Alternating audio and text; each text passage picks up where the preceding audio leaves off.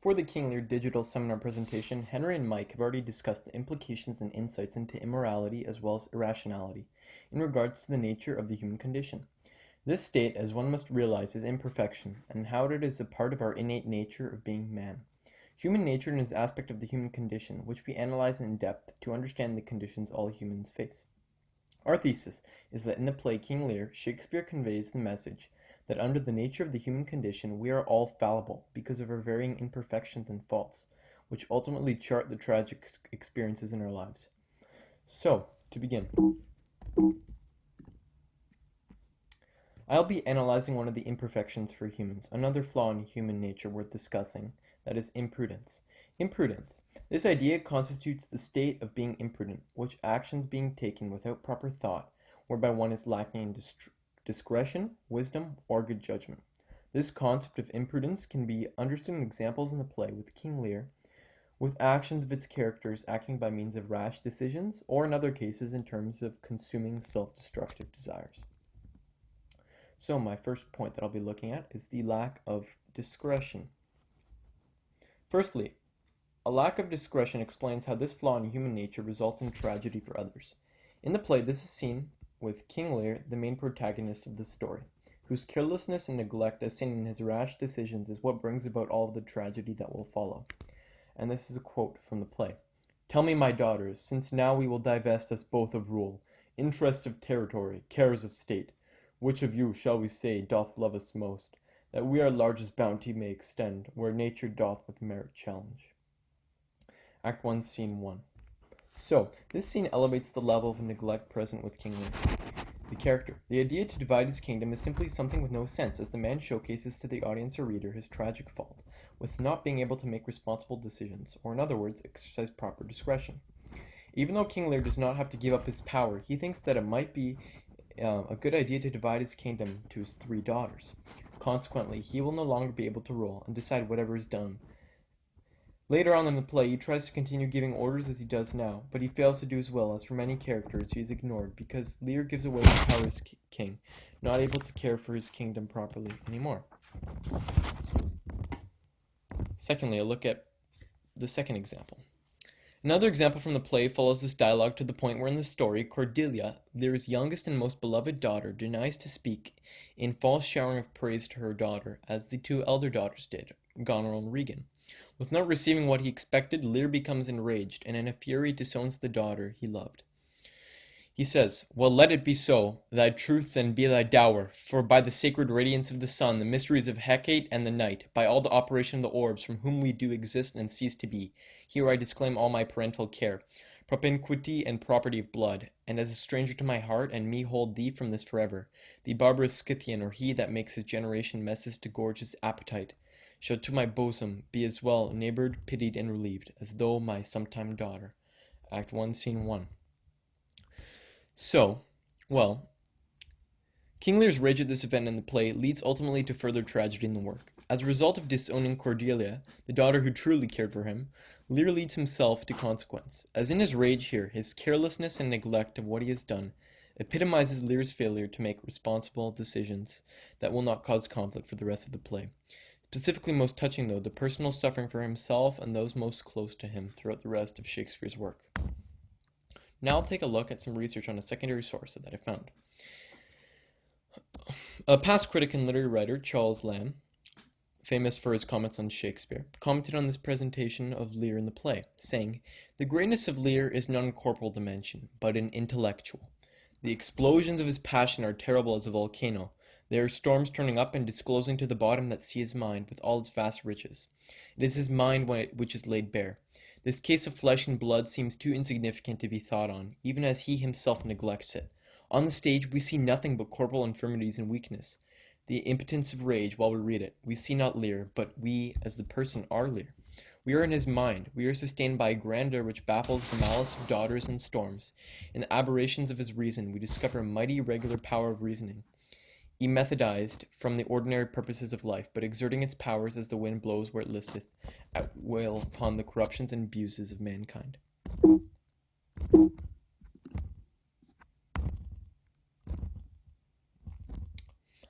Now, for my second point, I will look at the lack of good judgment. Secondly, a lack of good judgment is understood with how this imperfection of being human leads to consequences for many involved. Shakespeare's work shows us King Lear's recklessness with his placement of wants over needs, showing how Lear is unable to make logical and proper conclusions, not knowing how to properly lead his life anymore. This is a scene where Lear expresses in the beginning of the play his intentions to step down from his duty as king and simply to hold the title and privileges that come with it. He says, "Meantime, we shall express our darker purpose. Give me the map there," as you can see in this picture. "Know that we have divided in three our kingdom, and 'tis our fast intent to shake all cares and businesses from our age, conferring them on our younger strengths, while we unburdened crawl toward death." This failure of Lear, while it can somewhat be attributed to the king's aging, I mean, we shouldn't be having 70-year-olds leading countries in this day, but it does show how this failure, by not making the proper decisions to fail, to decide or not discern, to place one's wants over needs, teaches us of the then inevitable conflict that follows. All of the death and tragedy that can be attributed to the power shift and the tense dynamic with the characters in the play are all due to the splitting of the kingdom by Lear.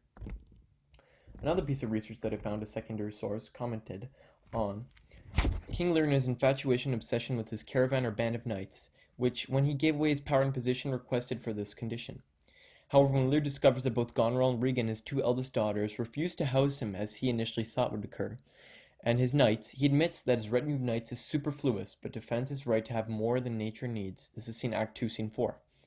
The phrase "more than nature needs" alludes to a natural order that rejects the excess that is symbolized by Lear's knights. Lear counters this by explaining that man defines himself through his ability to possess beyond what nature needs or what is natural for him. Although Lear is speaking about excess material possessions, this attitude holds true for his excess of contradictory identities. Lear will suffer precisely because he has so much in excess of what nature needs, in terms of multiple identities he tries to claim.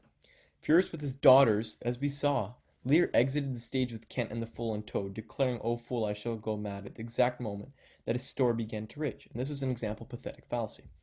And this is symbolic of the storm in Lear's mind with the rage that he struggles to control.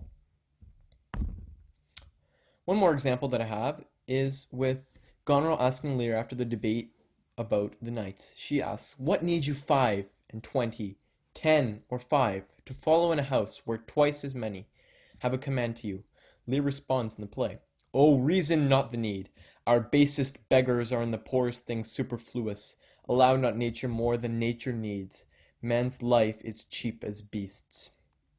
Lear highlights a fault in human nature, that so as to be human, he emphasizes that wants are what makes one human, and this cheapens oneself to beasts when one denies this. This idea, while valid, is discussed among academic circles quite commonly.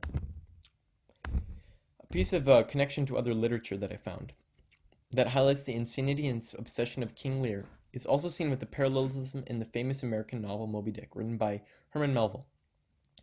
From a source, I found that ostensibly the story of a whaling voyage is seen through the eyes of Ishmael, the book's narrator, and the account of the pursuit of a white whale.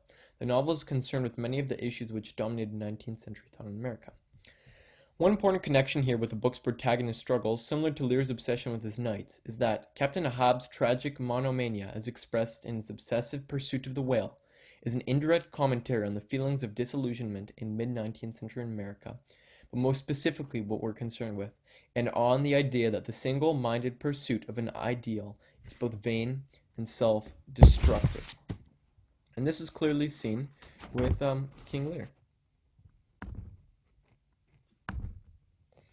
Last point that I'll be looking at is the lack of wisdom. Lastly, a third weakness of being humans is the lack of wisdom, and how it also is seen to result in calamity for many. So, such an example is seen with the absurd event of the banishment of Kent, which Mike and Henry mentioned earlier. This occurs because the king Lear's anger when Kent, his loyal servant who has served him for many years, mentions what he is doing wrong. Lear responds in anger, "Hear me, recreant, on thine allegiance, hear me, that thou hast sought to make us break our vows which we durst never yet, and with strained pride to come betwixt our sentences and our power, which nor our nature nor our place can bear, our potency made good. Take thy reward away." And this is a very powerful scene where he casts away his closest ally. Lear pushes away his right-hand man, throwing him out of his dominion, otherwise facing the penalty of death. his folly to disregard the pleading and counsel of his friend when enraged, and then to follow with banishment ultimately shows the tragedy of this man. A secondary source that I found commenting on this was specifically that in Shakespeare in his time made an addition with his character Kent in the play. He was a solely fictional person, as many of the characters, such as Lear, were actually based off historical fact. As such, a source commenting on folly being presented at Shakespeare in the time of the Renaissance when he was writing, commented that in his learned study, King Lear and the Gods, William R. Elton writes that the Renaissance secularization of folly increasingly transformed it from a context of sinfulness to one of imprudence. If Elton had taken into account the sermons and moral handbooks of Tudor England, which is the time that this play was first written, he would have compelled to make some important exceptions. He should also have noted the older emphasis in the works of the most celebrated writers of the age, including Shakespeare. And worth noting here is that the theme recurs powerfully in King Lear, undoubtedly because Shakespeare was as successful as the other great humanists of the Renaissance. Another piece of evidence that I'll look at is with the implication to the lack of wisdom with Edmund, where his foolishness is in regards to being consumed by his ambition, which results in the horrible drama in the story that follows, specifically with his father, the Earl of Gloucester. This occurs in his soliloquy in Act 1, Scene 2. Briefly, he just goes over how nature art my goddess, to thy law my services are bound. He goes on to talk about how he believes that he is entitled to triumph over Edgar, even though he is not the legitimate son, which was a very important idea at this time when the play was written. He concludes with, well, my legitimate, if this letter speed and my invention thrive, Edmund the base shall topple legitimate. I grow, I prosper. Now God stand up for bastards. And this occurs as Edmund happens to be a bastard, and according to the Elizabethan construct at this time, he wasn't supposed to be advancing in society. However, he believes that because he will be able to topple these two people in his way, in his family, Earl of Gloucester, his father, and his half-son, I guess you could say, Edgar, he believes that he will be able to triumph, but he doesn't know how dangerous and how much hurt he can do because of this, and this expresses his foolishness. Because of Edmund's obsessions with his desires and powerful ambition, he becomes consumed by them, foolish to the implications that his rise could have, more specifically how he could get there, but he does not benefit from the realization of his folly until his actions become so violent and horrible at the end of the play that they set the stage for his demise. One more example that I'll be looking at is with the impact of imprudence, with the utter foolishness of Edmund as to how far he is going because of his ambition.